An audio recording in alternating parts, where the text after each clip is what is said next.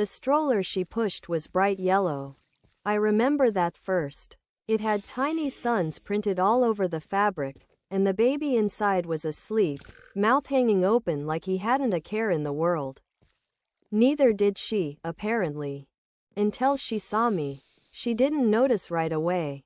She was by the smoothie stand, ordering something with chia seeds. I could tell because I heard her say it.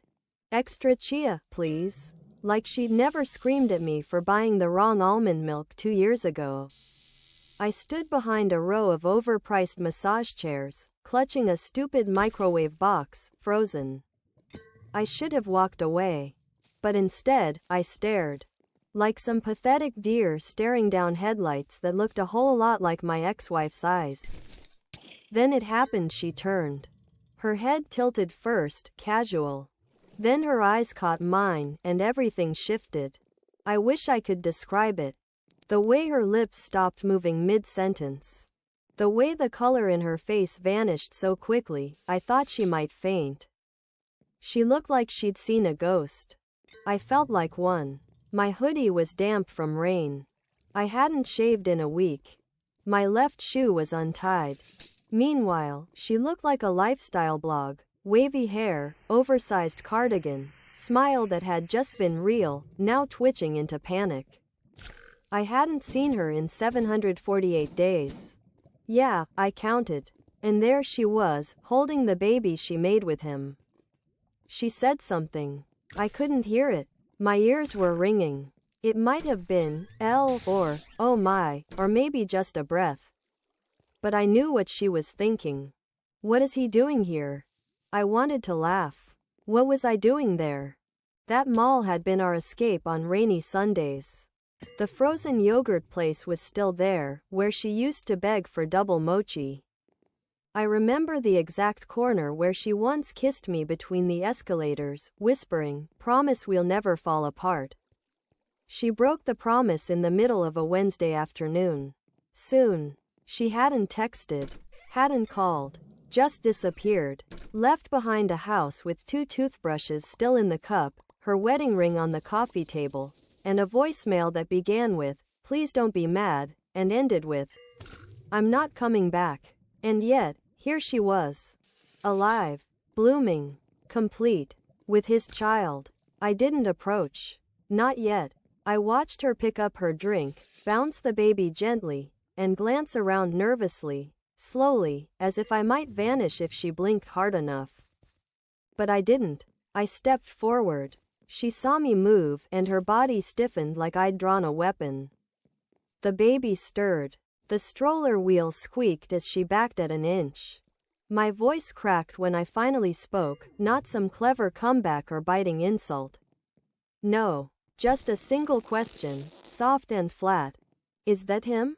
Her eyes glistened. She didn't answer. Didn't need to. Because I already knew. She didn't answer me. Instead, she looked away, suddenly fascinated with a nearby rack of scented candles.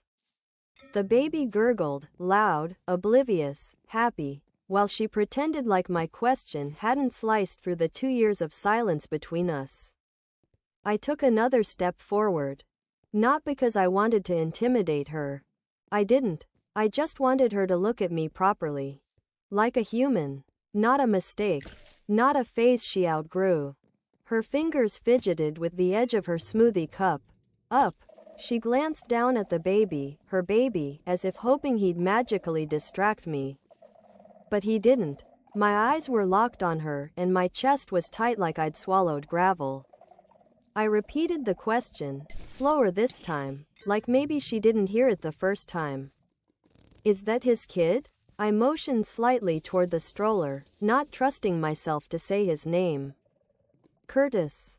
Even now, the syllables tasted bitter. She gave the faintest nod, like she was scared to move her head any more than that. I let out this ridiculous laugh. It wasn't a real laugh, more like something cracked inside me and spilled out through my mouth. A couple passing by turned their heads. Mallory shrank a little into her oversized sweater, clearly wishing the floor would open and swallow her. So, I said, too loud now, my voice bouncing off the tiled walls of the food court, you did it. You actually build a family with him. I looked down at the kid again. He had her eyes, huge and blue and a little too knowing. Guess I was just a warm-up act. Please don't, she said finally, her voice thin, worn, like an apology that had aged poorly. She still didn't call me by name. Not Elwood. Not even you. Just don't. Like I was a threat, or worse, an echo. I wanted to scream. I wanted to break something small and meaningless, like a phone charger or a food tray. Instead, I stared at her and asked, why'd you do it like that? Just leave. No goodbye. No warning. You didn't even tell me in person. Her mouth opened, but nothing came out. She looked genuinely speechless. I'd imagined this moment so many times, in the shower, in traffic, lying awake on my deflated air mattress. I had drafted 1,000 perfect lines. But none of them prepared me for this awkward, suffocating silence. My chest ached. I realized I hadn't taken a breath in almost 20 seconds. I didn't think you'd let me go, she finally whispered. You always clung to things. She gestured vaguely, like I was a bad habit she'd kicked. I wanted to say something clever. Something final. But what came out was a pitiful whisper. I was your husband. And she flinched. That word, husband, hit her like a slap. She looked down again, her hand automatically rocking the stroller back and forth. The kid began to fuss, not crying yet, just fidgeting. And still, she didn't say my name. I would have done anything for you, I said. I stayed when you got depressed. I cleaned up your mom's garage when no one else would. I helped you rehearse for your job interviews, even when you were already messaging him. That made her eyes shoot up. That's not fair, isn't it? I asked. Because I remember the night you came home smelling like cologne. I asked if it was just a new shampoo. You said it was lavender and rolled your eyes at me like I was crazy. I didn't want to hurt you. You still did. It. She exhaled sharply, and for a moment, I thought she might cry. But of course she didn't. Mallory had always been good at keeping it together in public. Me? I was the guy who once sobbed in a Walgreens parking lot because they were out of those orange-flavored cough drops she liked. I was the guy who begged her to come home over voicemail number 17 while she was already living with him. Now I stood here in the mall, holding a box with a microwave I didn't even want, talking to the woman who used to say, forever, in her sleep while her new child tried to shove a plastic giraffe into his mouth. And then she said the worst thing she possibly could have. You look different. That was it. Not, I'm sorry. Not, you didn't deserve it. Just different, like I was a hairstyle or a furniture arrangement. I wanted to disappear. So I did something I didn't plan. I turned around and walked away. Not dramatically. Not with some epic line or middle finger in the air.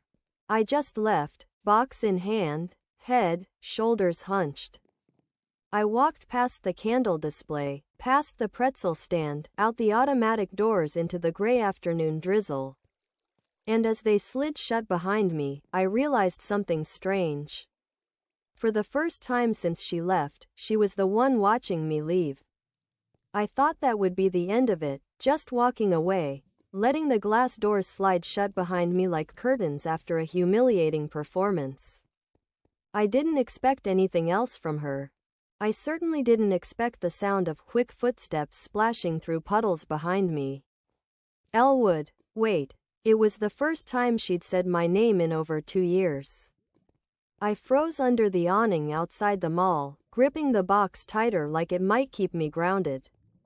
I didn't turn around. She caught up, breathless, one hand shielding her eyes from the rain, the other pressing her cardigan closed over her chest. The stroller, thank God, was still inside.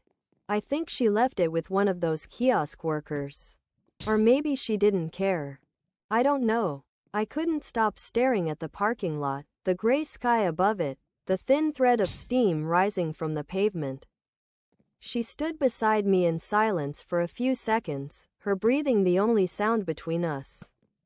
You didn't look okay, she said quietly, like that somehow made her the hero of this scene. Like following me out into the drizzle meant something more than 2 years of nothing. I just wanted to check on you. You want to check on me? I said, finally turning to face her.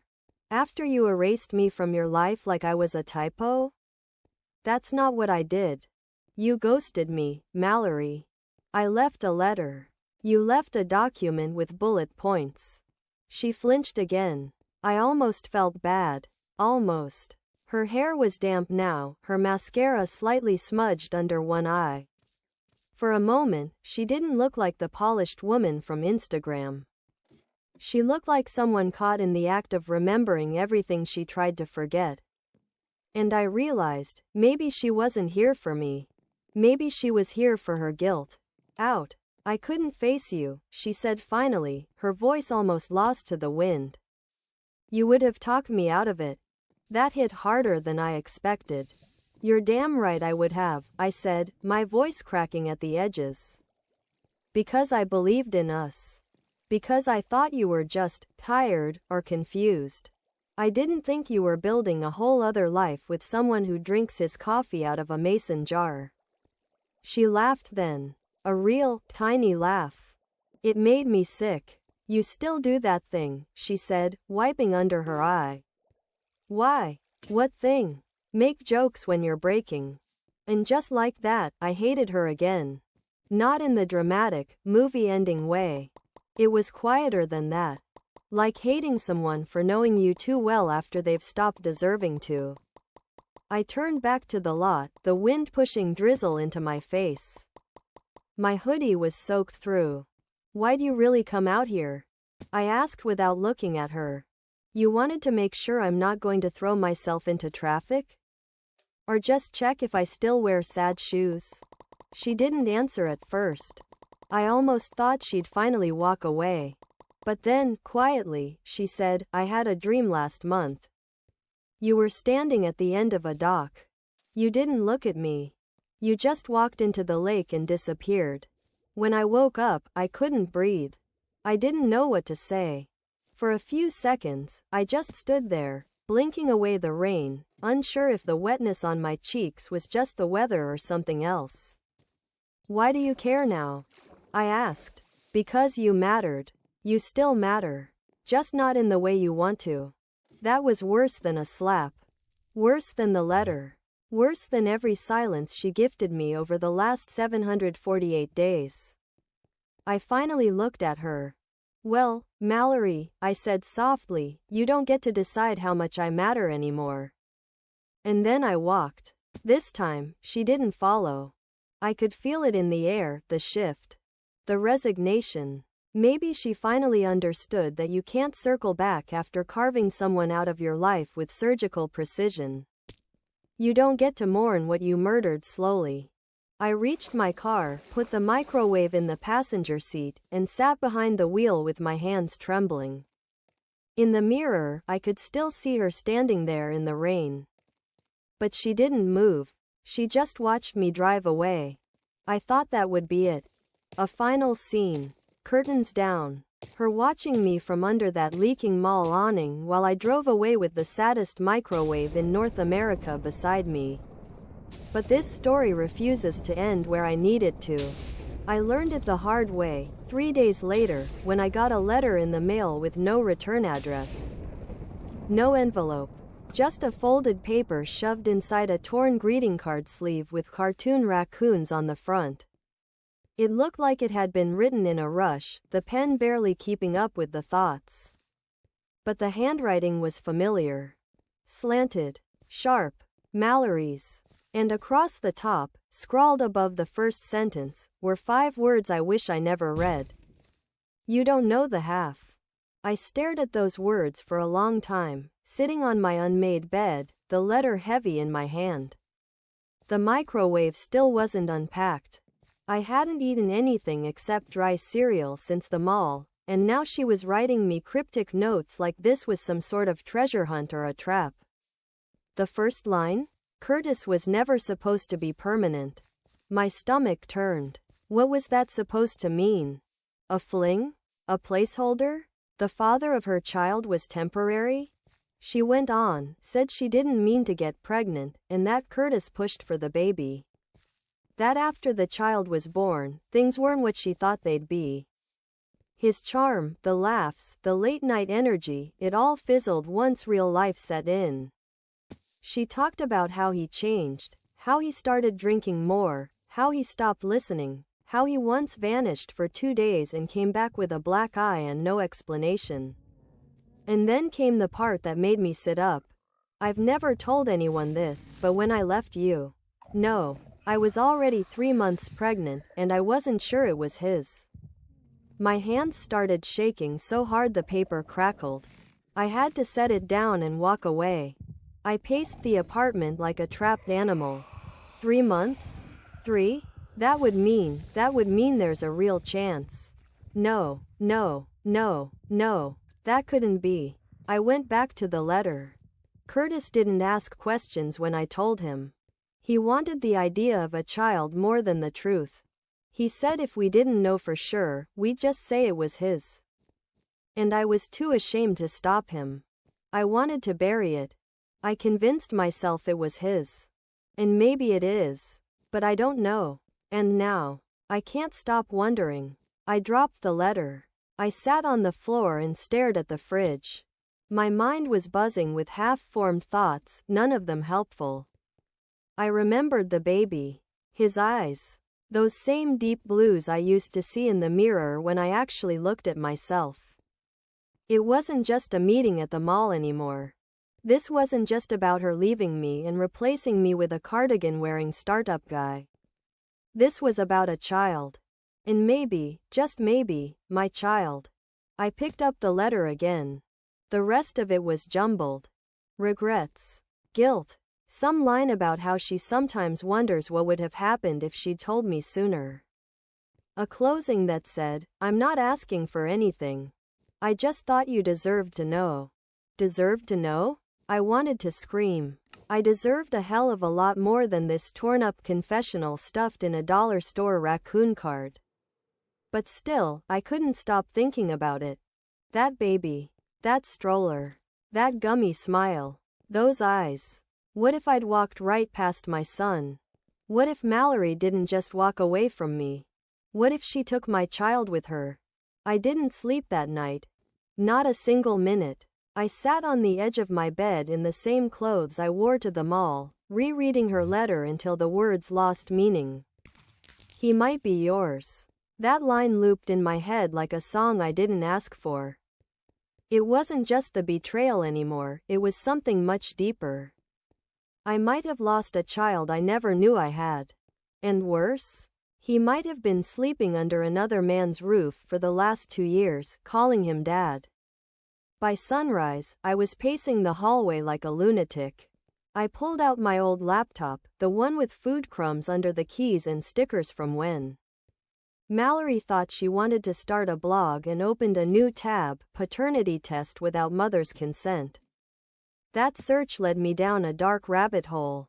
Forums full of men like me. Ghost dads, maybe dads, ex-husbands buried under someone else's lie. Most of them said the same thing. Unless you have legal rights, don't expect cooperation. And don't expect the truth.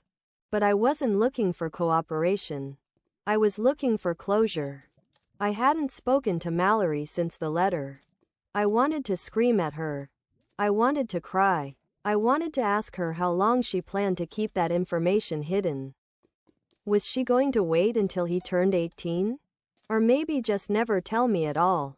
But deep down, I knew why she sent the letter. It wasn't for me. It was to wipe the slate clean, to clear her conscience without facing the consequences. I opened my phone, scrolled through old messages until I found the number I had once memorized. Her number. I hadn't dialed it since the divorce. But now my thumb hovered over it. I didn't want to hear her voice. I didn't trust what mine would sound like.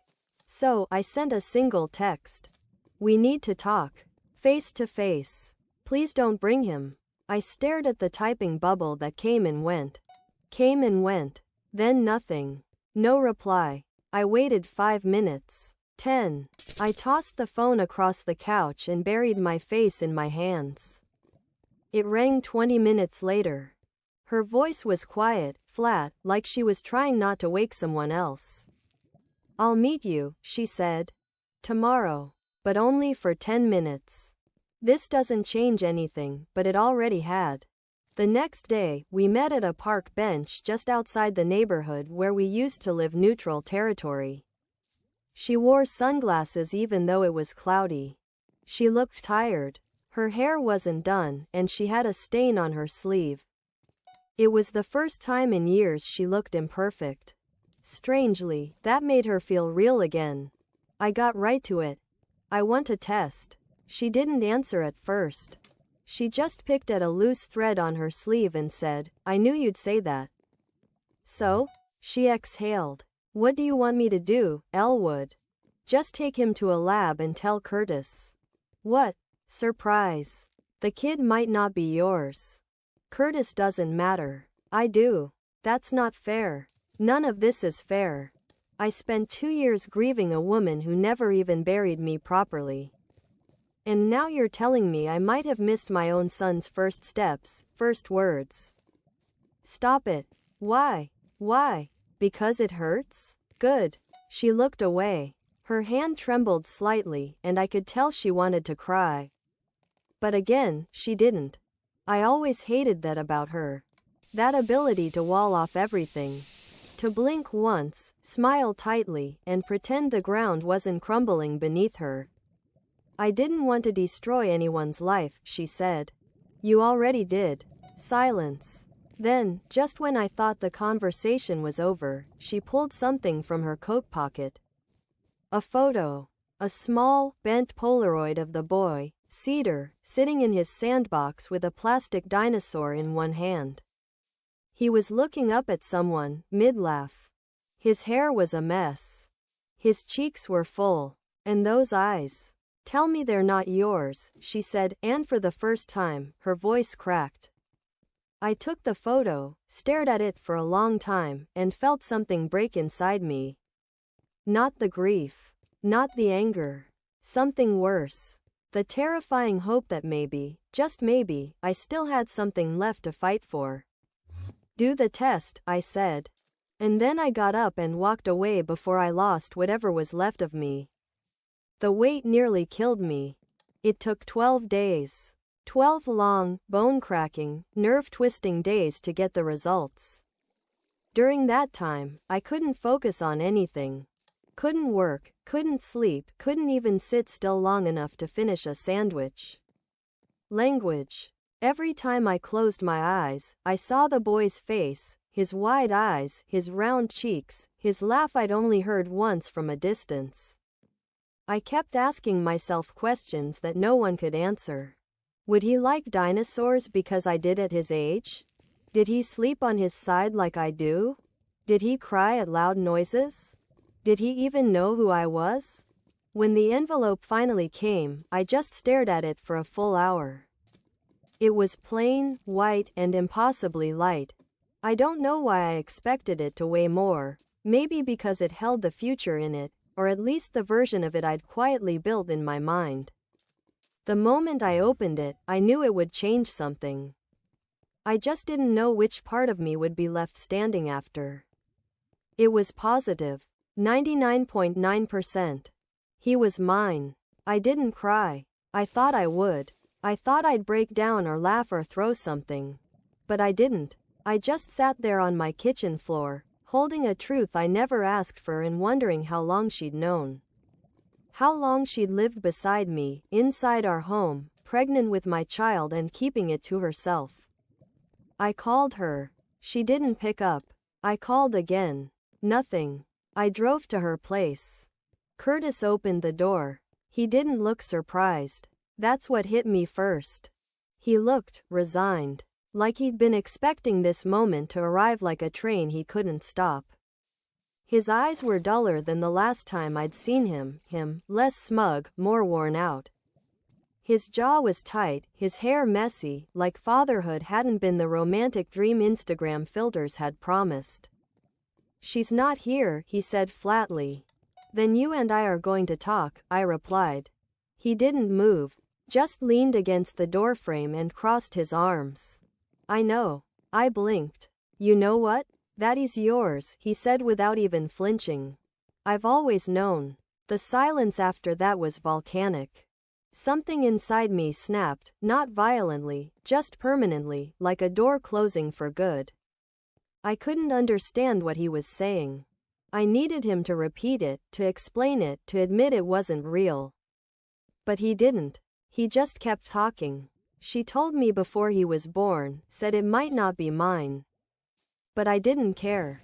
I told her I'd raise him anyway, that if he looked like you, I'd deal with it. You were irrelevant to me." I stepped forward, my fist trembling. "Irrelevant? Happened? You mean me? The biological father. You think biology makes you a dad?" He snapped. "Where were you when he had a fever at 3 in the morning? Where were you when he couldn't sleep unless someone sang to him? You think you can just walk in now and rewrite what's already been written? You stole him." She gave him to me. Those words, they hit like ice in my lungs. I couldn't breathe, couldn't blink, couldn't stand still. He wasn't raising my child by accident, he'd taken him with full knowledge. And she let him. "You could have told me," I said, my voice breaking. "You both could have. We didn't know you anything," he cut in coldly. She left. "You weren't part of the picture anymore." "But I should have been," I whispered. Curtis looked me in the eye and said something I'll never forget. "Then maybe you should have fought harder," before she walked out the door. I turned and left. I don't remember walking back to my car. I don't remember driving. I just remember the realization that the two of them had built a life on top of a lie, and it sealed me out of it like I was the threat. But now, I had the truth. And the truth had weight. I wasn't just the ex-husband anymore. I was someone's father. And I had a decision to make. I thought knowing the truth would give me strength, like the DNA results would unlock some kind of righteous momentum inside me. I thought I'd print them, staple them to some legal form, march into court like a man with purpose. But the truth doesn't come with instructions. It comes with weight, with fear. There, with a hollow kind of ache that makes you question if you even deserve what you've just uncovered. I didn't file anything. Not yet. Instead, I sat on that piece of paper like it was radioactive. And every time I thought about making a move, my brain dragged me back to the same question: what if he doesn't want to know me? Mallory hadn't called me since the park. Curtis clearly wanted me erased. And the kid, the actual child in the middle of this mess, he didn't even know I existed. That thought haunted me more than anything else. My son was growing up thinking someone else was his dad, while I sat on the sidelines, chewing my own heart into pieces. And yeah, I know how pathetic that sounds. I hate it too. But one morning, 3 weeks after that park bench meeting, I made a decision. Maybe not the right one. Definitely not the strong one. But the only one I could live with. I wrote a letter. A real one. Handwritten. No raccoons. No typing. Just me, ink, and every ounce of nerve I had left. It wasn't dramatic. No threats. No legal jargon. Just honesty. I told her I wasn't coming to ruin anything. I just wanted to meet him one time. No expectations. No pressure. Just a conversation. A moment. A window. She replied 2 days later. One line. Saturday, 11 a.m. at Marlow Park. Come alone. The minute I pulled into that lot, I felt like I was trespassing in my own dream. The sun was out, mocking me with its cheerfulness. Families dotted the grass, kids on swings, parents with coffee cups and forced smiles. I parked far from the playground and walked in slow, unsure steps, scanning faces. And then I saw them. Mallory sat under a tree, her knees pulled up to her chest. She looked smaller than I remembered. Next to her, in the grass, sat a boy with a red toy truck in one hand and a juice box in the other. Cedar. My son. He didn't look up when I approached. Mallory did. No wave. No smile. Just a shallow nod. I crouched beside them, not too close, heart pounding in places I didn't know had rhythm. "Hi," I said softly. Cedar looked up. Big blue eyes. My eyes. "Who's that?" he asked. Mallory hesitated. "That's an old friend." "Friend of yours?" he asked her. Then, looking at me directly for the first time, added, "You don't look like a friend. You look like a stranger." That word hit me in the throat. Stranger. That's what I was. A stranger to my own blood. I forced a weak smile. "Well, yeah, I guess I do. Do you have trucks?" he asked, pointing to the one in his hand. "Used to," I replied. "Not as cool as that one." He inspected me. 3 seconds of absolute silence. Then he returned to his juice. Mallory didn't speak. Mistake. Neither did I. We just sat there, 3 broken people arranged like a mistake no one wanted to claim.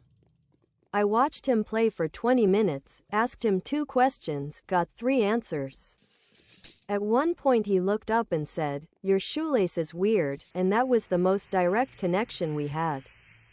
Then Mallory stood up, dusted off her jeans, and said, "Okay, time to go."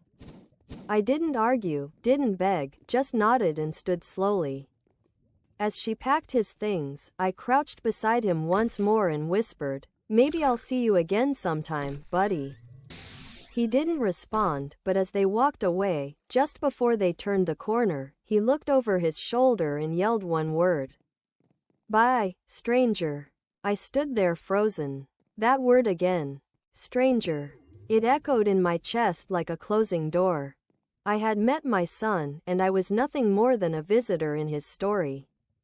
A week passed after that morning in the park. I couldn't stop hearing that word stranger. I heard it in my dreams, in the kettle whistle, in the spaces between thoughts. It wasn't meant to be cruel. He was just a kid calling things what they were. And the truth is, he wasn't wrong. I was a stranger. A ghost that drifted into his sunny world and left a shadow on the grass. But even ghosts remember the way sunlight feels. I didn't reach out again right away. I told myself not to push it. Let her breathe. Let him breathe. Grief. I convinced myself that the moment I had, those 20 minutes watching him push toy wheels through the dirt, had to be enough. But grief isn't always loud. Sometimes it just sits there in your chest, quiet and heavy and waiting. And then, for days later, my phone buzzed. "Mallory." One line. "Cedar keeps asking when the man with weird shoelaces is coming back." I read it over and over, thinking maybe I was misreading it. But I wasn't. That was my invitation. Or at least, an opening. So we tried again. Same park, different spot. I brought him a toy fire truck, red, with working sirens. He lit up when he saw it. Not for me, necessarily, but for the fire truck. And that was enough. He asked me what noise real fire trucks make. I did a stupid, over-the-top, WUOH impression, and he laughed so hard he dropped his juice box on the grass. The second meeting lasted an hour. The third? Almost 2. By the fourth, he started calling me fire truck guy. I took it. I held on to that nickname like it meant something sacred. Because in a way, it did. I was no longer a stranger. I was a thing, a part of his vocabulary, his memory, his Saturday. That was more than I had any right to expect. Curtis didn't like it. I saw it in his face one day when he came to pick Cedar up. We didn't speak. We just nodded.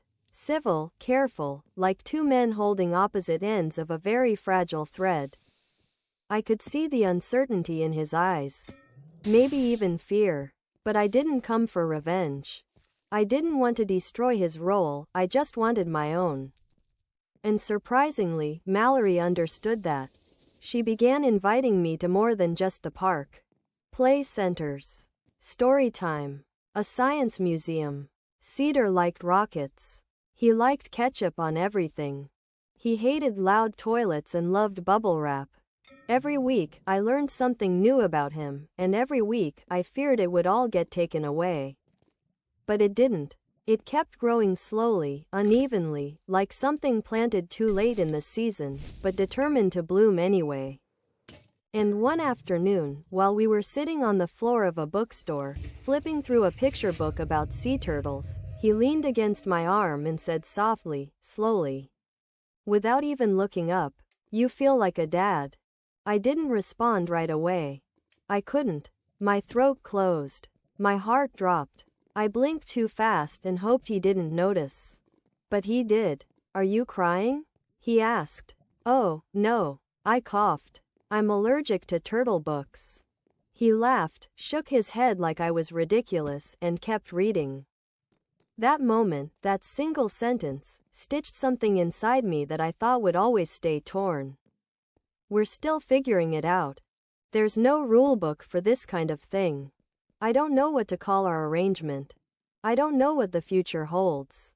But now, when he sees me walking up the sidewalk, he doesn't say, "Stranger." He runs at me full speed, arms wide, shouting something else entirely. "Daddy." And every single time I catch him,